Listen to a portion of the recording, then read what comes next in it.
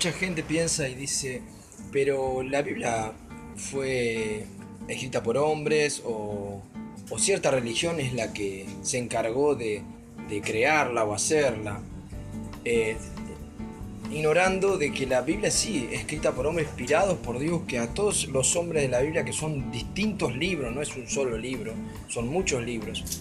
Todos estos hombres en sus distintas épocas hablan del mismo Dios y del mismo encuentro con Dios, por eso confirma la Biblia y que es inspirada por el Espíritu Santo, que nos da a nosotros y hoy nos habla para que nosotros también cambiemos nuestra vida, y eso habla de que la Biblia viene de parte de Dios y habla a Dios a través de ella porque cambia la vida del ser humano para mejor. Muchos ignoran que esta religión, por no dar nombre, se encargó en algún momento de juntar los libros, que los libros eran de los judíos, parte de judíos, de griegos, escritores griegos y judíos. Luego se encargó la religión oficial de Roma, la que se conoce como Católica Apostólica Romana, que se formó en el año 317 por el emperador Constantino, que muchos lo ignoran, capaz que te estás enterando hoy. Como te estaba contando en el relato anterior, fue la que juntó los libros, pero hay una gran contradicción. Si bien tuvo los escritos bíblicos, pero los guardó y empezó a enseñar por encima de los escritos bíblicos sus propios dogmas o interpretaciones, ¿sí? Que se fueron bastante del original, del mensaje original de la palabra de Dios. Por eso yo te animo a leer la Biblia, para que vos descubras y veas por tu propia cuenta qué cosas sí dice la Biblia y qué cosas no dice, qué cosas son de la religión, creadas, inventadas por imaginación de hombre, y qué cosas es de Dios, ¿sí? Y esto te va a ayudar a tener paz y a tener comunión con Dios. Mucha gente también cree, siguiendo el tema de la Biblia y de la religión, que el cristianismo nació con el nombre de Católico Apostólico Romano. En realidad el cristianismo nació en Jerusalén, entre judíos, porque Jesús era judío y vino primero a su pueblo de Israel, a los judíos, y luego el evangelio se empieza a predicar una vez que Jesús resucitó, se fue a los cielos y le dio la tarea a sus discípulos, a otras naciones que no fueran la de Israel, o sea, a los gentiles que le llamaban, o al pueblo no judío. O sea que la iglesia se forma en Jerusalén, no es la formación de la iglesia cristiana como se cree en Roma. Como hoy les decía, el catolicismo apostólico romano, o la iglesia, religión católica apostólica romana, nace en el 317 con el emperador Constantino.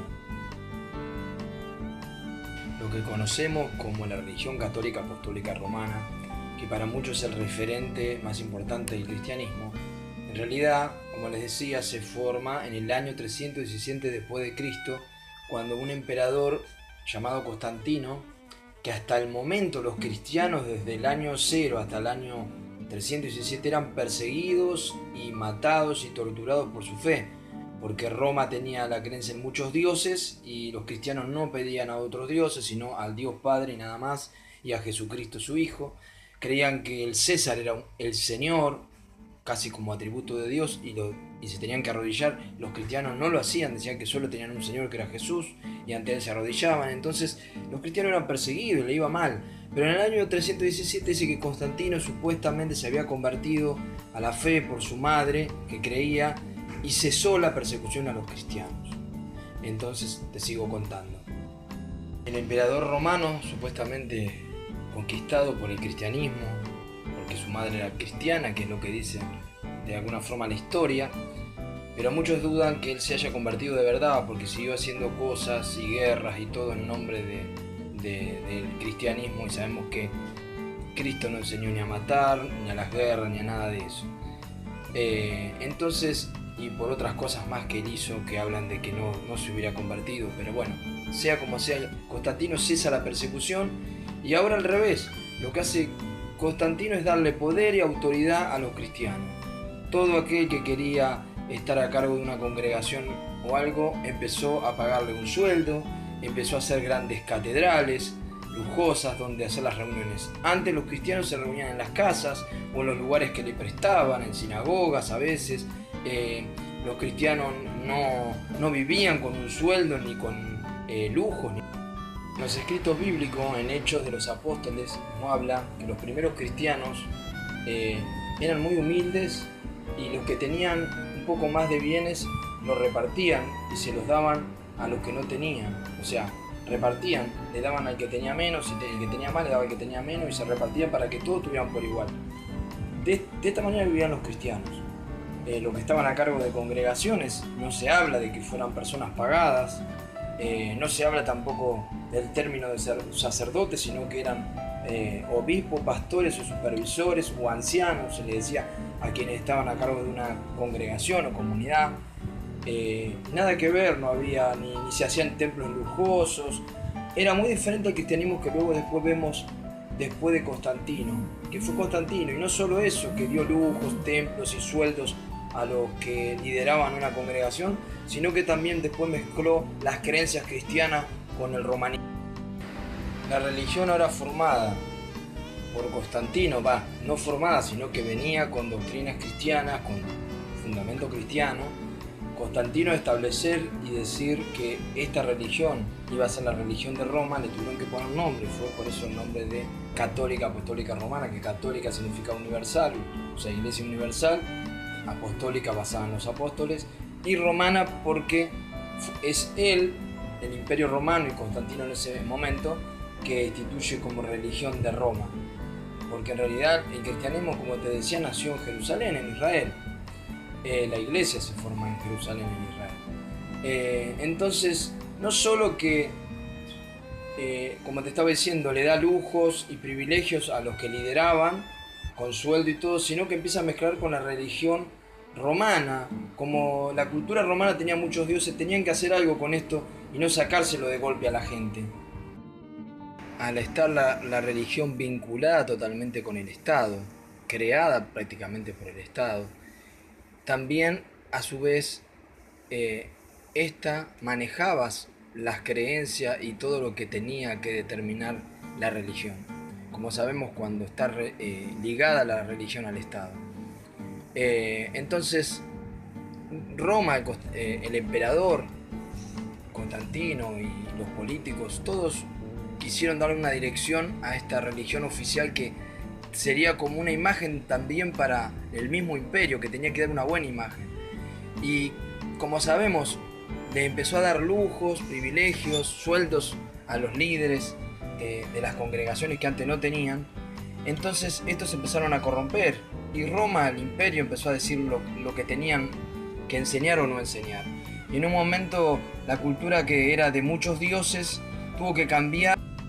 Entonces, para no sacar de golpes todos los dioses de la costumbre romana, el imperio decidió decir, bueno, para que no se nos vuelva toda la gente y la sociedad en contra, vamos a ser más inteligentes. Empezaron a cambiarle los nombres, a cambiar por nombres cristianos o personas cristianas conocidas, como por ejemplo, en vez de ser Diana de los Efesios, que era una de las diosas más conocidas, dijeron, vamos a cambiarle el nombre, vamos a poner a María en lugar de Diana.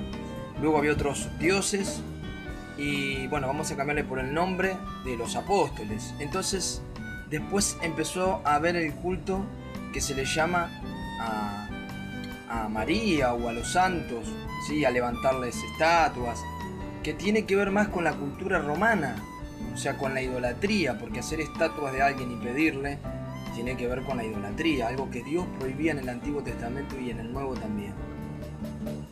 Los cristianos no oraban a otra cosa que no sea a Dios Padre y a Jesucristo, y pedir en su nombre. Cuando tú lees los escritos bíblicos, los hechos de los apóstoles o las enseñanzas de Jesús, Jesús enseña que en el Padre Nuestro, que pidiéramos al Padre todas las cosas, nuestra confesión de pecados, el pan de cada día, la santificación, o sea, adorar, cuando adoramos a Dios, que nos libre del mal, de los peligros, toda la oración iba dedicada a Dios Padre. Y Jesús dijo también, en mi nombre pediré, y todo lo que pidas en mi nombre os será hecho, ¿sí? Conforme a su voluntad. Pedir en su nombre habla de pedir a Dios Padre y en nombre de su Hijo Jesús. O sea, el único mediador, el único intercesor entre Dios y los hombres es Jesucristo. La Biblia no habla de pedir a María, ni a los santos, ni a gente que ha fallecido.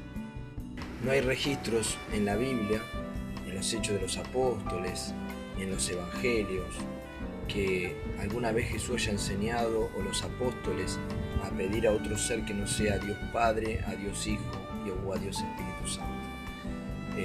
La Biblia no enseña nada de pedir a María, ni a hombres buenos que han muerto, ya sea apóstoles o cristianos buenos que han muerto y han servido a Dios, que después de muerto se le pida.